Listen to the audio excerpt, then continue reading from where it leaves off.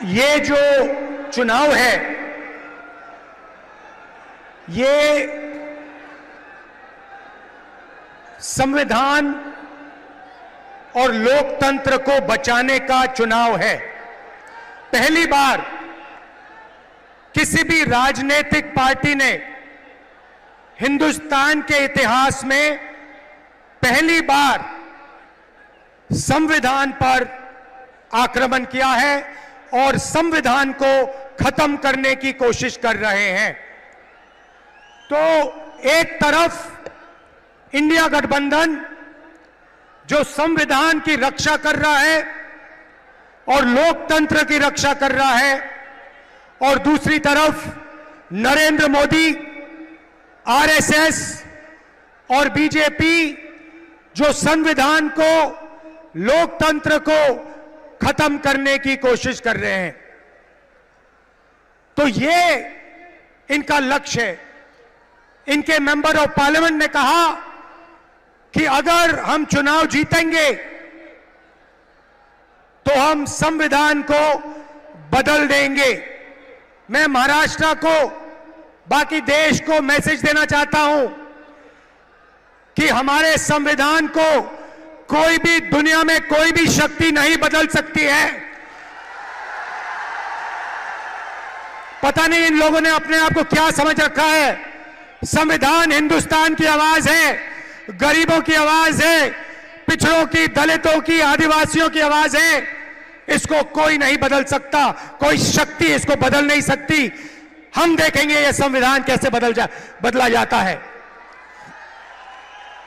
भाइयों और बहनों, पिछले 10 साल नरेंद्र मोदी जी ने 22-25 लोगों के लिए सब कुछ किया है।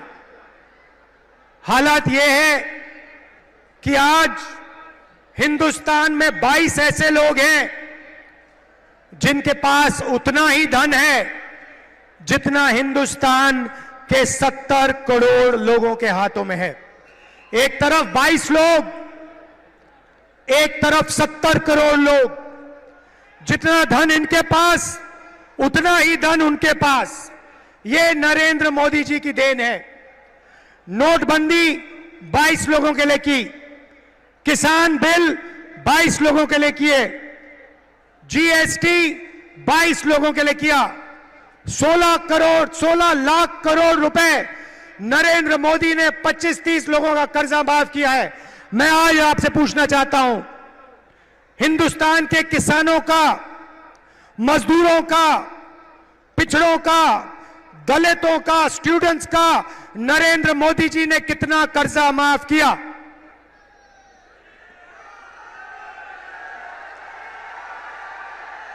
एक रुपया हिंदुस्तान के गरीबों का नरेंद्र मोदी ने माफ नहीं किया। 16 लाख करोड़ रुपए का मतलब 25 साल का मनरेगा। 16 लाख करोड़ रुपए का मतलब जितना हमने किसानों का कर्जा माफ किया था, अगर आप उसे 25 बार करो तो 16 लाख करोड़ रुपए बनते हैं। नरेंद्र मोदी जी ने 22-25 लोगों को 25 साल का मनरेगा का पैसा पकड़ा दिया और फिर कहते हैं कि गरीबों की सरकार चलाते हैं। उन्होंने 22 अरब पतियों की मदद की। तो आज मैं आपको साफ बताने आया हूं, हमारा जवाब क्या है, मैं आपको बताने आया हूं। उन्होंने अरबपति तैयार किए, हम करोड़ों लाखपति बनाने जा रहे हैं।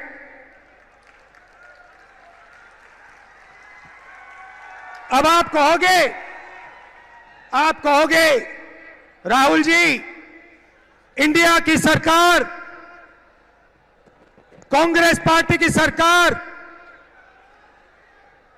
करोड़ों लाखपति कैसे बनाएगी? ये आज मैं आपको बताने आया हूं। हमारा मैनिफेस्टो पढ़िए।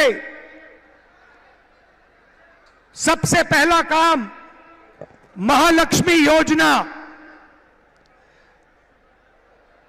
हर गरीब परिवार की हम लिस्ट बनाएंगे। हिंदुस्तान में करोड़ों लोग गरीबी रेखा से नीचे रहते हैं, उनकी लिस्ट बनेगी। अच्छी तरह सुनिए, और जो यहां महिलाएं आई हैं, आप इस बात को अच्छी तरह सुनिए। हर गरीब परिवार की लिस्ट बनेगी और हर गरीब परिवार में से एक महिला का नाम चुना जाएगा और उस महिला के बैंक अकाउंट में कांग्रेस पार्टी की सरकार, इंडिया गठबंधन की सरकार हर साल सीधे बैंक अकाउंट में 1 लाख रुपया डालने जा रही है।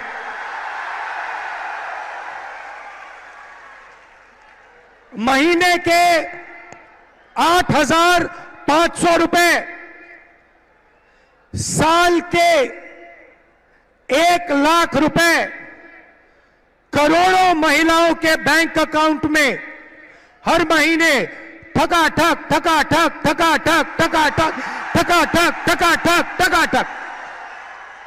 आप अरबपति बनाओ, हम लाखपति बनाएंगे। आप 25 अरबपति बनाओ, हम करोड़ों लाखपति बनाएंगे। भाइयों और बहनों, सीधी सी बात है और महिलाएं ये बात अच्छी तरह समझेंगी। हिंदुस्तान में 21वीं सदी में स्त्री और पुरुष दोनों जॉब करते हैं। सही सही। मनरेगा महिलाएं भी करती हैं, पुरुष भी करते हैं। सही। तो जब आप जॉब करते हो, 8-10 घंटे की जॉब करते हो, स्त्री को भी पैसा मिलता है, पुरुष को भी पैसा मिलता है। सही, ठीक है। मगर हर महिला, इस देश की हर महिला 8 घंटे घर के बाहर जॉब करती है और फिर 8 घंटे घर में जॉब करती है। खाना भोजन बनाती है, बच्चों की देखभाल करती है, भविष्य की, हिंदुस्तान की के भविष्य की रक्षा करती है। मगर 8 घंटे के लिए आपको पैसा मिलता है, मगर जो घर में आप काम करती हैं उसके लिए आज तक आपको किसी सरकार ने पैसा नहीं दिया। यह बात शायद पुरुषों को अच्छी ना लगे, मगर यह हिंदुस्तान की सच्चाई है। देखिए, महिलाएं सब मुस्कुरा रही हैं, ये समझ गई बात। इसीलिए हिंदुस्तान की गरीब महिलाओं के बैंक अकाउंट में 1 लाख रुपए हर साल, 8,500 रुपए हर महीने, ठकाठक ठकाठक ठकाठक ठकाठक ठकाठक। दूसरी बात, यहां बहुत सारी आशा और आंगनवाड़ी की महिलाएं हैं, उनको सीधा मैसेज देना चाहता हूं, आपकी आमदनी हम दुगनी करने जा रहे हैं और हिंदुस्तान की सरकार में और पब्लिक सेक्टर में महिलाओं को 50% रिजर्वेशन देने जा रहे हैं।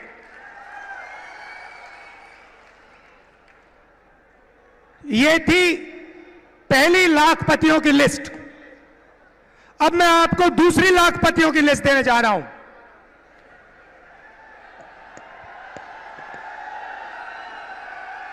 पहली लिस्ट में हिंदुस्तान के सबसे गरीब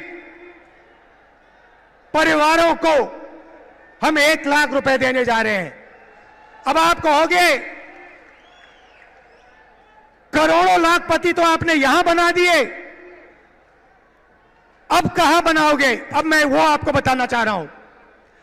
नरेंद्र मोदी जी ने हिंदुस्तान के युवाओं को बहुत तंग किया।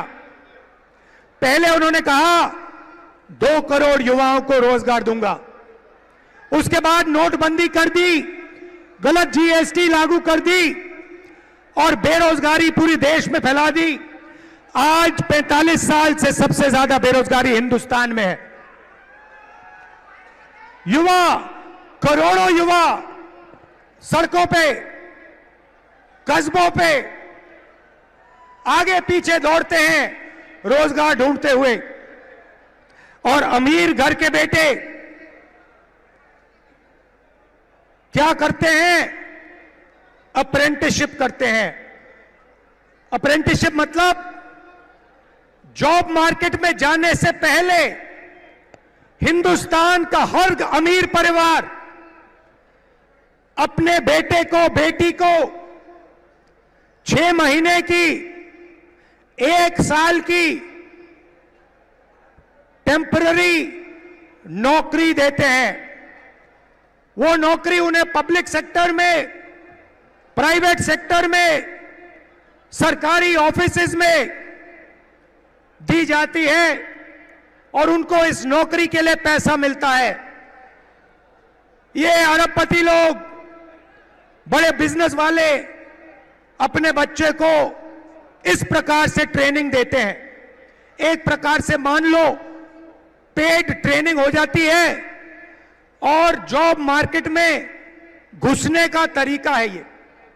एक प्रकार से जॉब मार्केट में घुसने का रास्ता है। मगर यह सुविधा हिंदुस्तान के करोड़ों बेरोजगार युवाओं को नहीं मिलती।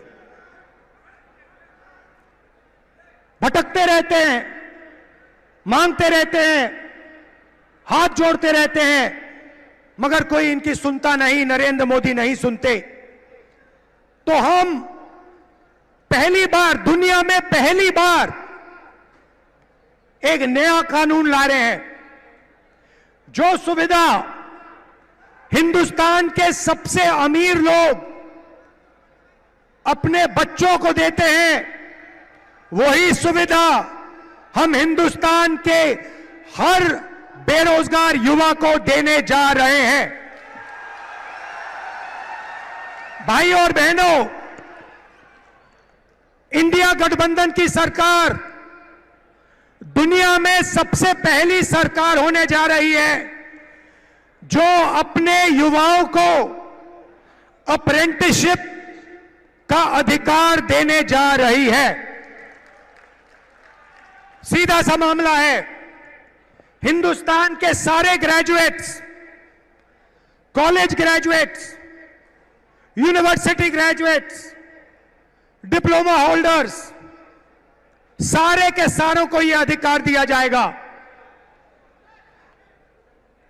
पब्लिक सेक्टर में, प्राइवेट सेक्टर में, सरकारी ऑफिसेज में आपको 1 साल की अप्रेंटिसशिप, 1 साल की नौकरी हिंदुस्तान की सरकार गारंटी करके देने जा रही है। 1 साल में प्राइवेट सेक्टर में, पब्लिक सेक्टर में, सरकारी ऑफिसेज में आपको नौकरी मिलेगी और ट्रेनिंग मिलेगी। और भाई और बहनों, सिर्फ ट्रेनिंग और नौकरी नहीं मिलेगी, बैंक अकाउंट में साल के 1 लाख रुपए मिलेंगे। और उसके बाद 1 साल के बाद हिंदुस्तान को दुनिया की सबसे बेहतर ट्रेंड वर्कफोर्स मिलेगी। तो भाई और बहनों, उन्होंने 20-25 अरबपति बनाए, हम करोड़ों लाखपति बनाने जा रहे हैं।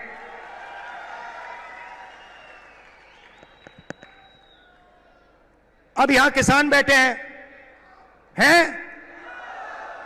अब किसान कहेंगे राहुल जी आपने महिलाओं की बात कर दी, आपने बेरोजगार युवाओं की बात कर दी, हमारा क्या होगा?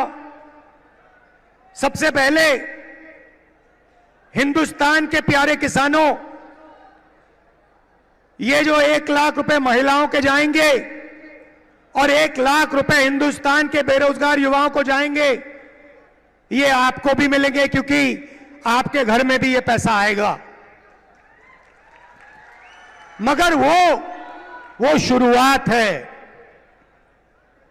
नरेंद्र मोदी जी ने 10 साल में आपका कर्जा माफ नहीं किया।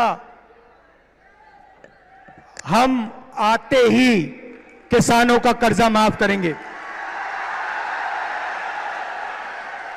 अभी भैया मूड नहीं बना, ताली मत बजाओ, मैंने बात खत्म नहीं की। क्रांतिकारी बात अब बोल रहा हूं। वो तो नॉर्मल बात थी कर्जा माफ वाली, क्रांतिकारी बात सुनो। हम एक किसानों का आयोग बनाने जा रहे हैं और यह आयोग जब भी हिंदुस्तान के किसानों को कर्जा माफी की जरूरत होगी, यह आयोग सरकार को रिकमेंडेशन देगा और किसानों का कर्जा एक बार नहीं अनेक बार होगा। मेरा कहना है इस देश में धन की कोई कमी नहीं है भाइयों और बहनों। आप देखो, अरबपतियों की ओर देखो, उनकी गाड़ियों को देखो, उनके घरों को देखो, उनके हवाई जहाजों को देखो, धन की कोई कमी नहीं है। मैं सिर्फ यह कह रहा हूं कि अगर अरबपतियों का कर्जा माफ हो सकता है तो गरीबों का भी कर्जा माफ हो सकता है। मैं सिर्फ न्याय मांग रहा हूं। आप उनका करो मगर फिर किसानों का भी करो। अगर किसानों का नहीं कर रहे हो तो फिर उनका भी मत करो। अब आखिरी और सबसे मजेदार बात, आज मैं आपका मूड बनाने आया हूं। आज मैं आपको खुश करने आया हूं, नया सपना दिखाने आया हूं। अब सबसे मजे की बात, ये जो मैंने आपको बताया ये तो शुरुआत है, मगर क्रांतिकारी बात भाइयों और बहनों, ये देखो, ये हमारे मीडिया के मित्र हैं, इनकी ओर देखो।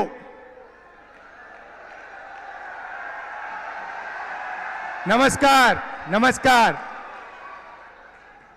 आपसे सवाल पूछता हूं, टीवी पे आपने गरीबी कभी बात देखी? आपने किसी भूखे इंसान को, किसी गरीब किसान को,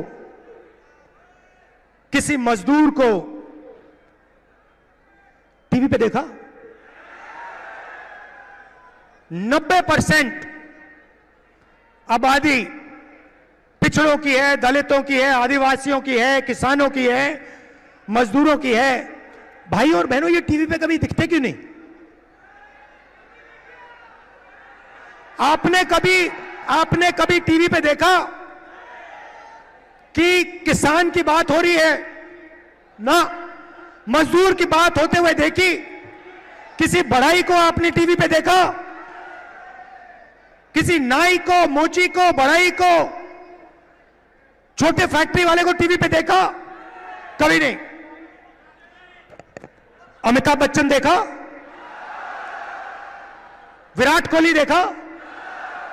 टीवी पे पाकिस्तान की बात सुनी, चाइना की बात सुनी, मगर हिंदुस्तान की जनता की बात कभी नहीं सुनी। भाई और बहनों, हिंदुस्तान में 15% दलित हैं, 8% आदिवासी हैं,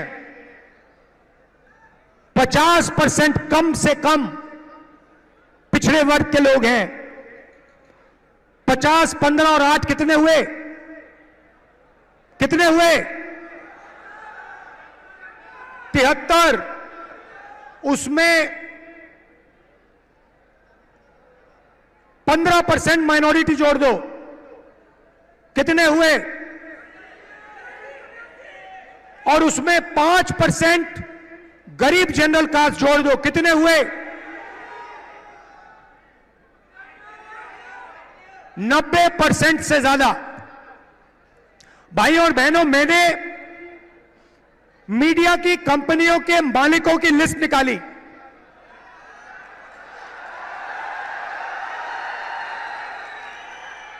और इनके जो बड़े से बड़े एंकर हैं उनकी लिस्ट निकाली। मैंने 300 से ज्यादा एंकरों की लिस्ट निकाली, हर मालिक की लिस्ट निकाली। और भाई और बहनों, मजे की बात आपको बताता हूं, उस लिस्ट में ना एक दलित, ना एक पिछड़ा, ना एक आदिवासी, ना एक गरीब जनरल कास्ट का व्यक्ति,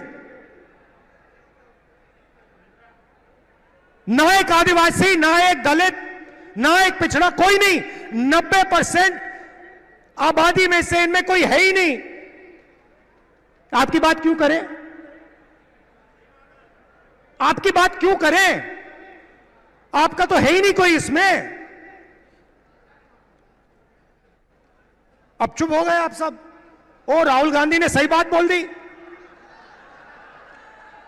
ये तो हमने सोचा भी नहीं था। चेहरे तो हम रोज देख रहे थे, चेहरे तो हम रोज देख रहे थे, मगर हमने नहीं सोचा कि इनमें ना एक आदिवासी, ना एक दलित, ना एक पिछड़ा।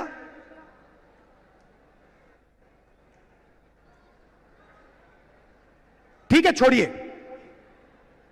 शायद हिंदुस्तान की 90% आबादी मीडिया में भागीदारी चाहती नहीं, हो सकता है। तो चलिए हिंदुस्तान की सबसे बड़ी कंपनियों की बात करते हैं।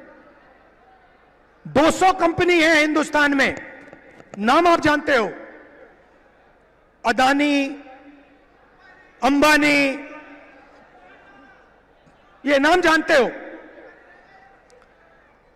इनकी मालिकों की लिस्ट निकाली मैंने, और इनके जो सीनियर मैनेजमेंट है, बड़े बड़े जो अफसर हैं, इनकी लिस्ट निकाली। भाई और बहनों, 90% में से इनमें भी एक नहीं है।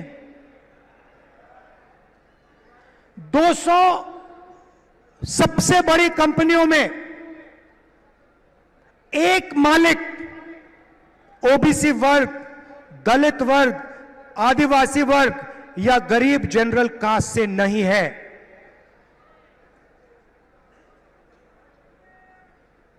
लाखों करोड़ रुपए कर्जा माफ हो जाता है, आपका तो एक आदमी उसमें नहीं है।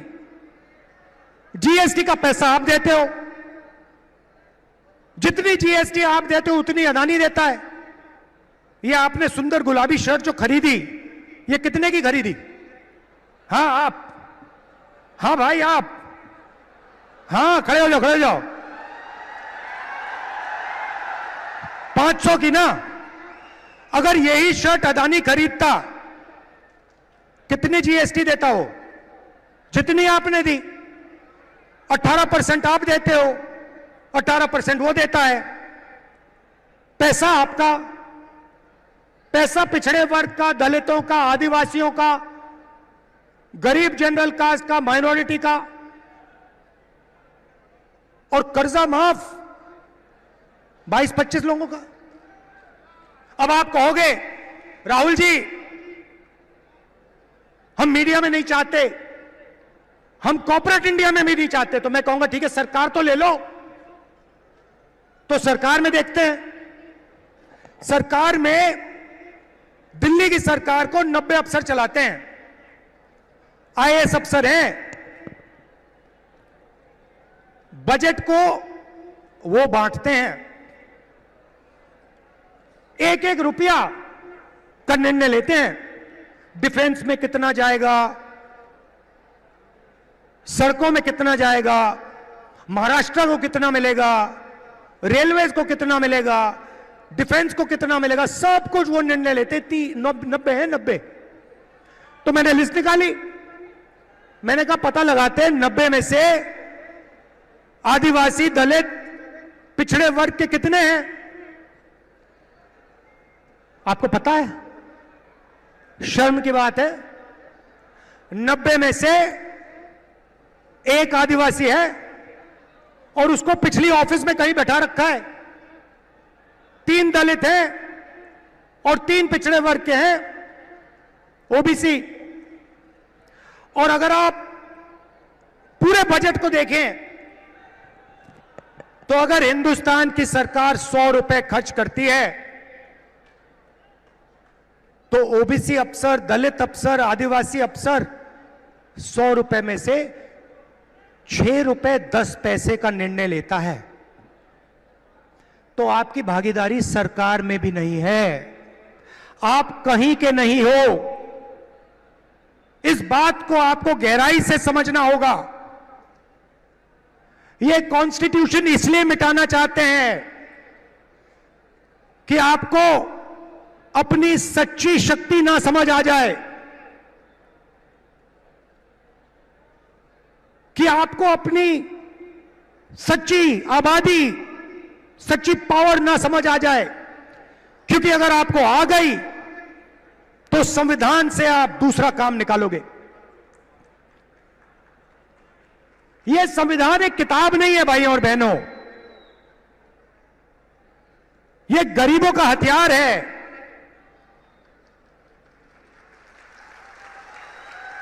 और इस हथियार को नरेंद्र मोदी 22-25 लोगों के साथ मिलकर खत्म करने की कोशिश कर रहे हैं। और जब भी मैं इस बात को बोलता हूं, नरेंद्र मोदी आपके ध्यान को इधर उधर ले जाते हैं। कभी पाकिस्तान, कभी चाइना,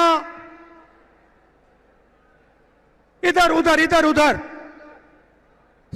सीधा सा उदाहरण, राम मंदिर का इनॉग्रेशन आपने देखा? पार्लियामेंट का उद्घाटन आपने देखा? राष्ट्रपति का चेहरा आपने उद्घाटन में देखा? क्यों नहीं? हिंदुस्तान की हेड ऑफ स्टेट हैं, राष्ट्रपति हैं, आदिवासी हैं, उनको ना राम मंदिर में जाने दिया और ना नए पार्लियामेंट में घुसने दिया। और फिर आदिवासियों की बात करते हैं, आपको नया नाम दे दिया, वनवासी। आप वनवासी नहीं हो, आप आदिवासी हो। आदिवासी का मतलब वो लोग जो हिंदुस्तान के पहले मालिक थे।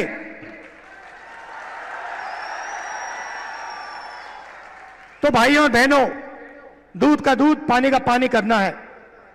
हिंदुस्तान का एक्सरे कराना है।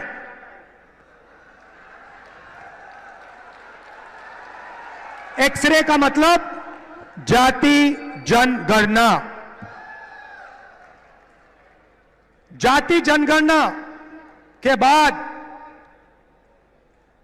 दलितों को, आदिवासियों को, पिछड़ों को, गरीब जनरल कास्ट के लोगों को, माइनॉरिटीज को, सबको अपनी आबादी के बारे में साफ पता लग जाएगा। किसकी कितनी आबादी है। और जाति जनगणना के साथ हम इकोनॉमिक सर्वे कराएंगे, हिंदुस्तान की हर संस्था का सर्वे कराएंगे और दूध का दूध, पानी का पानी हम कर देंगे। ये जैसे सफेद क्रांति हुई, हरी क्रांति हुई, ये क्रांतिकारी निर्णय है भाइयों और बहनों। और ये काम हम सरकार बनाने के एकदम बाद करने जा रहे हैं। तो ये मैं आज आपसे कहने आया था। मजा आया? जितना पैसा भाइयों और बहनों,